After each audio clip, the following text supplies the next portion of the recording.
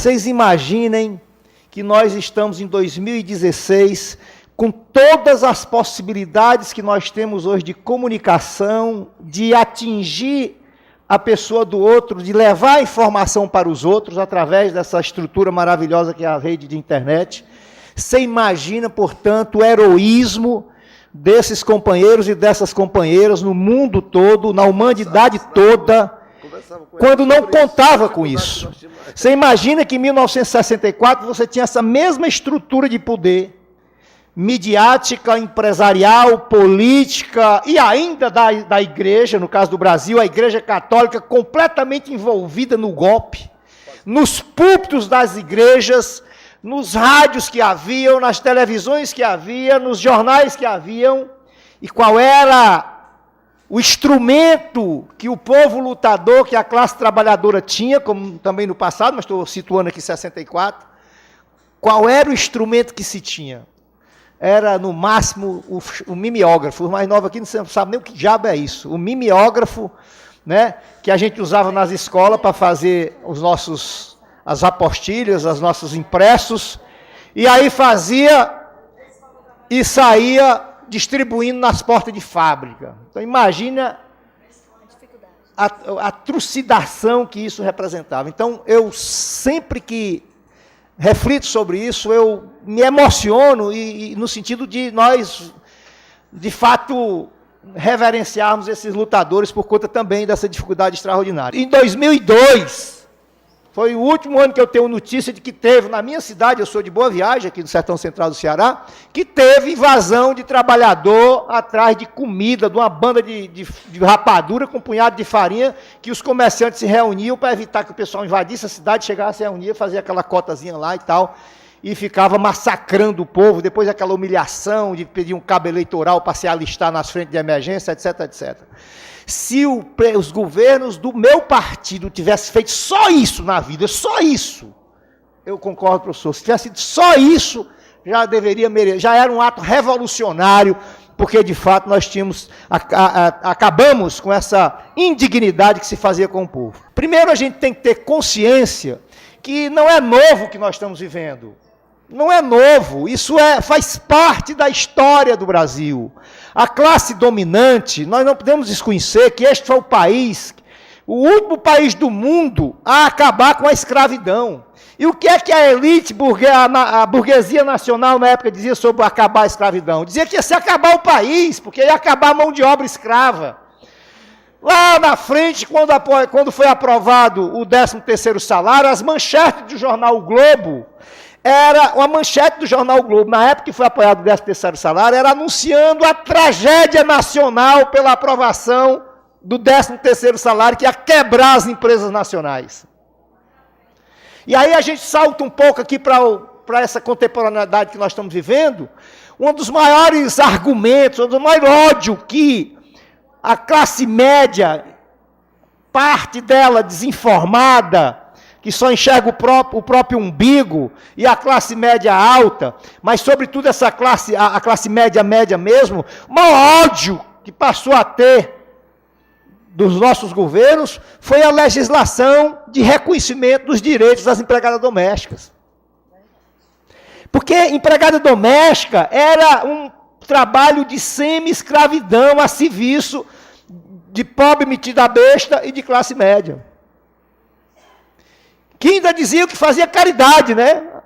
Por exemplo, aqui em Quixadá, como no meu interior também, trazia filha do morador, uma filha de um trabalhador rural, para trazer para a sua casa, para ser transformada numa escrava, para receber um prato de comida, ainda era, e se a empregada fizesse algum gesto de antipatia, era uma ingrata.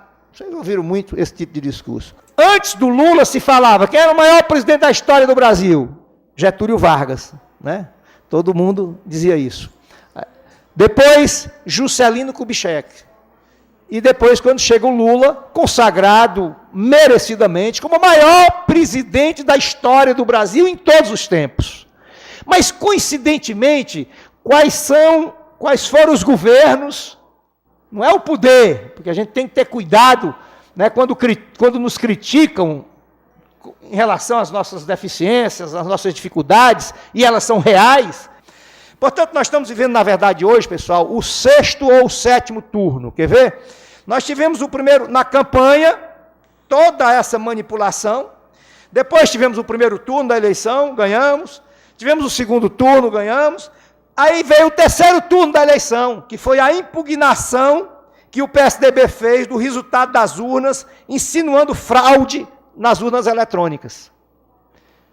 Isso ficou despercebido, quando foi em 2015, finalmente o Tribunal Superior Eleitoral julgou, dizendo que aquilo não tinha o menor fundamento, e o próprio Carlos Sampaio, que é deputado federal do PSDB de São Paulo, que é chamado jurista, entre aspas, de São Paulo, veio a público e disse que, de fato, reconhece que as urnas são invioláveis, que não houve problema, etc. Aí, não satisfeito, veio para o 4º turno. Qual foi o 4º turno da eleição? Eles impugnaram as contas de campanha da presidenta Dilma. As contas de campanha da presidenta Dilma foram aprovadas. Aí eles vieram para o 5º turno das eleições, que foi a nova abertura. Vocês sabem que eles abriram de novo um outro processo, por conta das denúncias na Operação Lava Jato, de que a campanha da presidenta Dilma teria recebido dinheiro proveniente de propina. Inclusive, numa narrativa perversa, safada, em que separa a campanha da presidenta Dilma da campanha do Michel Temer, que é o vice traidor da nossa chapa. E as mesmas empresas que fizeram doação para a campanha do Partido dos Trabalhadores, para a nossa campanha, são as mesmas empresas que doaram para todos os outros partidos, inclusive doaram mais, algumas delas doaram mais para o PSDB, porque era o candidato originário dessas empresas, era o PSDB. Tanto é que o próprio Marcelo Odebrecht, a Odebrecht, que está preso, o Marcelo Odebrecht, os próprios dirigentes, tem lá e-mails e mensagens, inclusive se referindo à presidenta Dilma de modo depreciativo e colocando de fato que eles estavam querendo a eleição do Aécio Neves. Mas por que é a questão do financiamento de campanha no Brasil? Essa imoralidade do financiamento empresarial de campanha. E aí, ao sabor da conveniência, essa narrativa se dá assim: o dinheiro que essas empresas contribuíram para o PT é dinheiro sujo, é propina. O dinheiro que foi das mesmas empresas para os outros partidos, para o PSDB, para o PMDB, para o PV, para o PTB, para todos os partidos, porque eles contribuem com todos os partidos. Contribui para todos os partidos. Aí esse dinheiro é consagrado, é abençoado pelo Dom Abélio, né? É abençoado pelo Papa Francisco, e aí é a narrativa para poder alimentar o fundamento do golpe. E aí eu quero colocar do ponto de vista legal. Por que é que nós estamos dizendo que é golpe? É porque nós queremos dizer que o impedimento não é previsto na Constituição? Não, nós não estamos dizendo isso. O impeachment é um instrumento legítimo, constitucionalmente previsto no regime presidencialista, para afastar do poder um mandatário que se conduza fora da ética, fora da moralidade administrativa, fora do respeito à Constituição Federal. Perfeito, o impeachment prevê isso, não tem dificuldade da gente compreender isso. Agora, não se pode ter um impeachment se não tiver o fundamento para o impeachment, que é o crime de responsabilidade. Ou seja, o impeachment é um instrumento excepcionalíssimo. Objetivamente, qual é a acusação que tem contra a presidenta Dilma? Primeiro, nós temos que ter um cuidado, nós aqui que somos, de um certo modo, formadores de opinião, né, mas principalmente para a gente poder chegar ao nosso povo, para colocar a informação correta, porque se a gente perguntar para o conjunto da nossa população por que é que estão querendo tirar a presidenta Dilma, certamente a grande maioria da população vai dizer assim: nós estamos tirando o impeachment para tirar a presidenta Dilma, é porque o governo é corrupto, porque a presidenta Dilma praticou atos de corrupção, está toda enrolada na Operação Lava Jato. Quando, na verdade, o processo de impeachment que está tramitando no Congresso Nacional, na Câmara Federal agora, não tem absolutamente nada a ver com isso. A acusação contra a presidenta Dilma são as chamadas tais pedaladas. E o que são as pedaladas?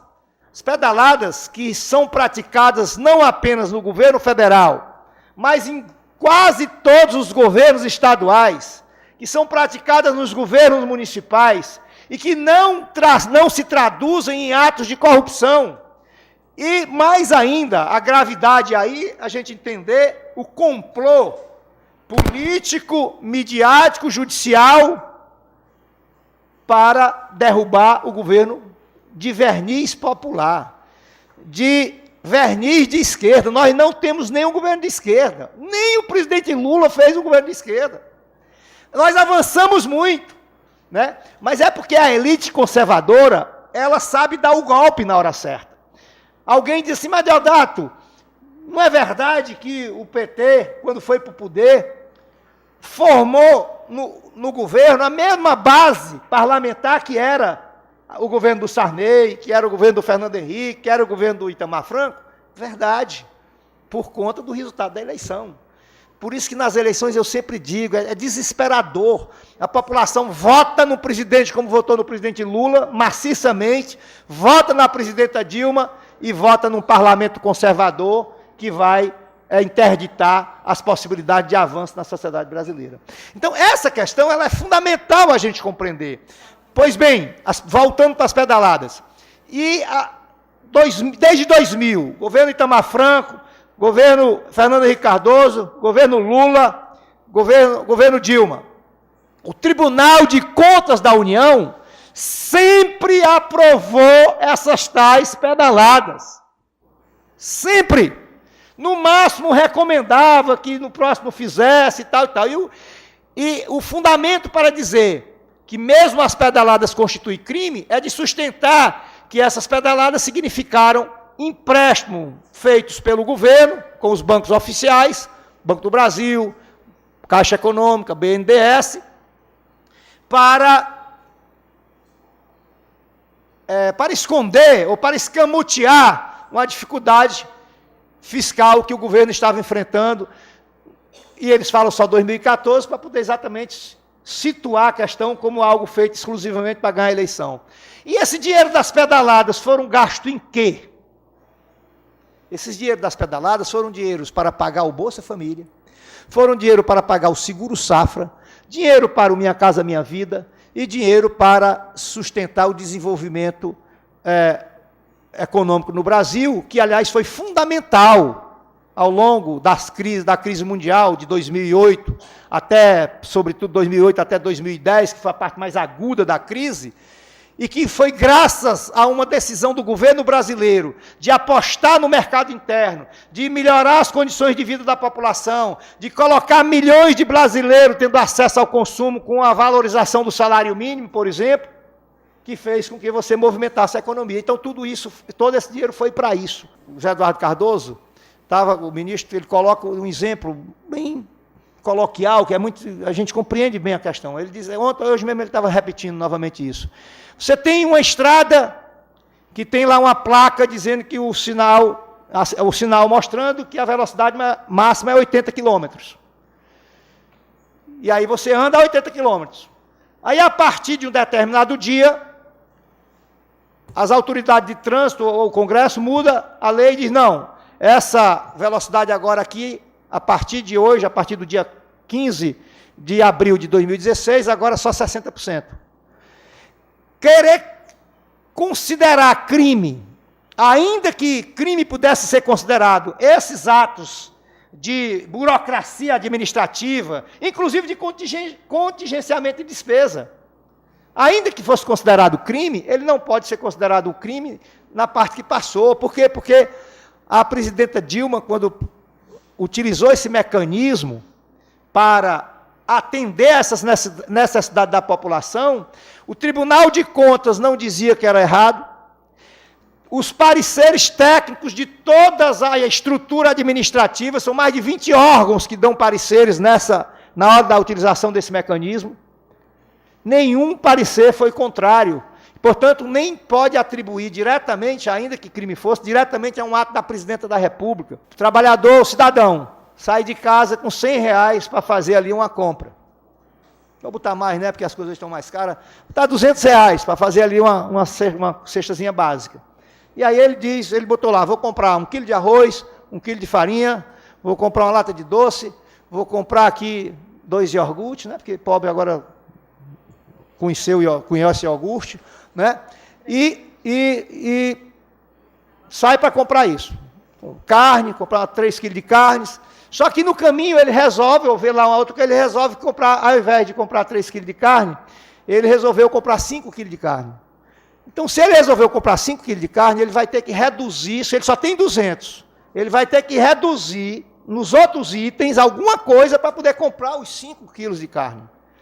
Isso é o que se chamou de remanejamento. Ele só gastou os 200. Agora, para que a gente possa fazer um raciocínio também como advogado do diabo, digamos, o outro lado diz, mas me diga uma coisa, aí o governo ficou ou não ficou devendo o Banco do Brasil e devendo a Caixa Econômica? Ficou. Por quê? Porque isso é uma conta que o governo tem, tem momentos que essa conta está superavitária, e quando ela está superavitária, o banco está ganhando dinheiro ali com aquele recurso aplicado do governo. Se nós conseguirmos vencer o golpe, que aí vai se colocar diante de nós uma necessidade histórica de, ainda com as condições de dificuldade do ponto de vista de correlação de forças no Congresso Nacional, mas com certeza o governo sairá mais fortalecido, porque inclusive vai deixar de ser protagonista, ainda que outros da mesma espécie possam virar protagonista, mas pelo menos nós vamos ter uma chance de sepultar de uma vez por toda, pelo menos do ponto de vista formal, da cúpula, do câncer da política nacional, que é o PMDB. Se houver o golpe, eles continuarão novamente, aí sim que vão ser protagonistas, porque vai ser eleito, vai estar na presidência da República o Michel Temer. E a outra repactuação, se nós perdemos, é a repactuação pela direita, que está expressada, em rápidas palavras aqui, no programa já apresentado pelo Michel Temer, Ponte para o Futuro, que, entre outras mazelas, coloca claramente, isso é o que está escrito, não é especulação, fora outras questões que virão. Mas o que está escrito, derrubada da política de valorização do salário mínimo. Porque se eles tivessem decência, se tivesse seriedade, tivesse sinceridade em dizer que são a favor do financiamento empresarial de campanha, era bem facinho de resolver, sabe como era? Tudo bem, tem campanha aqui no município de Quixadá, os empresários se reúnem de acordo com as conveniências. Aliás, não, aí acaba as conveniências. Aí ele diz, eu quero contribuir para as campanhas. Aí contribui para as campanhas com um fundo comum administrado pela Justiça. Ele não dá para o Hilário, daqui o atual, o João, para o Baqui, não sei para quem, para o Mesquita, que não sei nem se ainda existe, mas enfim. Esse dinheiro vai para um fundo de campanha e será distribuído de acordo com a regra pré-estabelecida. Aí sim, isso eles não querem. Agora eles querem jogar o dinheiro na mão de cada um individualmente e principalmente daqueles que representam os seus interesses.